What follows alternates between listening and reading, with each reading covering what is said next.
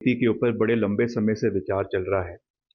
जब हम विपक्ष में भी थे, उस समय भी जब जयराम जी की सरकार थी, भाजपा की सरकार थी, उस समय भी ये प्रस्ताव विधानसभा के अंदर लाया गया था और इसके ऊपर बड़ी सकारात्मक चर्चा हुई थी। उस समय एक कमेटी विधायकों की बनाई गई थी, जिस पे ये चर्चा होनी है कि किस तरीके से भांग की खेती को हमें लीगलाइज करने की आवश्यकता है। और वो सभी विधायक अलग अलग राज्यों में गए, वहाँ की जिस तरीके से भांग की खेती को लीगलाइज करके जो उसके इकोनॉमिक बेनिफिट्स उन राज्यों को मिल रहे हैं, उसको स्टडी बनाया, उसकी केस स्टडी करी।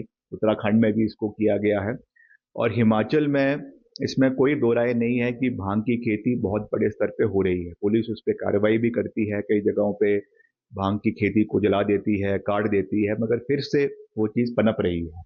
तो उस ब्लैक इकोनॉमी को ख़त्म करने के लिए और भांग की जो सही यूटिलाइजेशन है for non drugs purposes, medicinal use जो उसका है, चाहे वो आपके रस्सियां बनाने के लिए है, चाहे फैब्रिक बनाने के लिए है, चाहे कैंसर की दवाई के रूप में उसका इस्तेमाल करने के लिए है, ये हर तरीके से इसका इस्तेमाल किया जाता है और बहुत से देशों में ये किया जा रहा है। अमेरिका के कम से कम 20 राज्यों में इसको लीगलाइज जो है वो करवाया जा चुका है।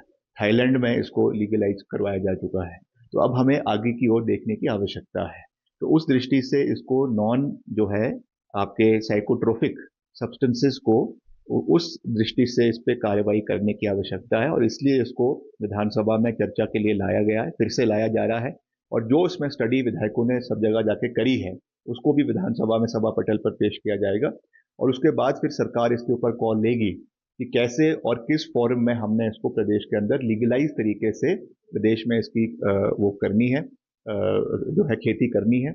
और इससे प्रदेश की आमदनी में भी एक बहुत बड़ा आय का साधन बनेगा। जैसे मैंने कहा कि ब्लैक इकोनॉमी तो वैसे भी है, पुलिस निश्चित तौर से कार्रवाई करती है, मगर फिर भी एक पैरेलल इकोनॉमी भांग की चली हुई है, उसमें कोई दो राय नहीं है। तो इसको अगर हम लीगलाइज करेंगे और वो पैसा हमारे सरकारी राजस्व के कोष में आना शुरू होगा, तो निश्चित तौर से उससे आय के साधन सरकार के बढ़ेंगे।